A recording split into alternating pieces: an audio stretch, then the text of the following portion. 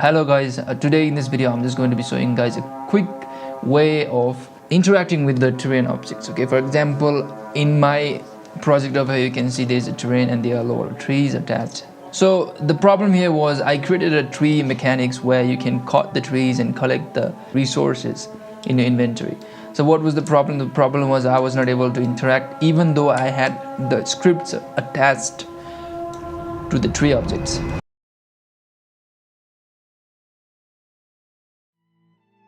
So as you can see, when I'm running around, the objects are being replaced. This is an actual terrain object. This is being replaced with the prefab, and you won't even notice what's happening because the rotation, location, scale, everything is perfectly. It's a seamless conversion. And same goes for the tree. Okay, I can actually move to a different location.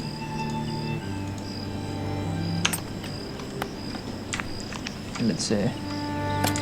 Use object of here. You can see every tree in this terrain is interactable. If you move far, then a replaced tree, it will automatically despawn it and replace it with the terrain tree. And the performance is very top notch over here. You can of course modify something, and you can also let me know if there's anything I can do.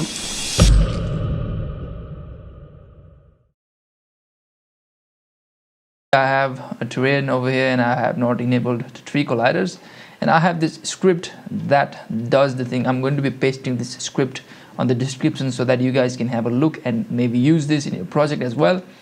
So this allow me to interact with trees over here. What this does is it within a radius of the character, it converts the terrain tree into a prefab that is actually interactable.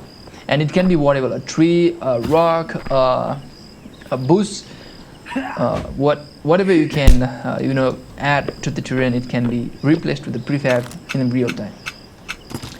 So, and there was one problem with that, that was garbage collection and the performance issue, because every time the script was instantiating and then destroying the tree objects.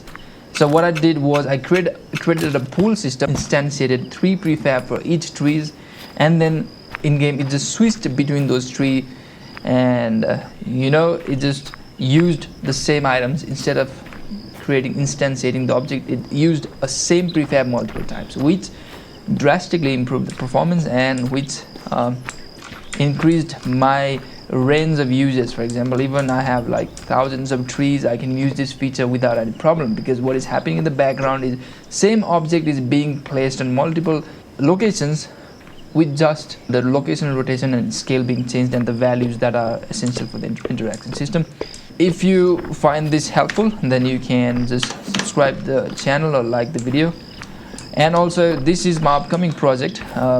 This is the final preview. The rendering over here, I haven't enabled some post processing over here, but this is going to be a future project I'll be releasing this game soon, so you can visit my Steam page right now and do a quick wish list. Right now what I'm working is with the characters over here, the NPC characters and all, the way they look around, the way they follow your character and all. So I just wanted to show you the NPCs over here.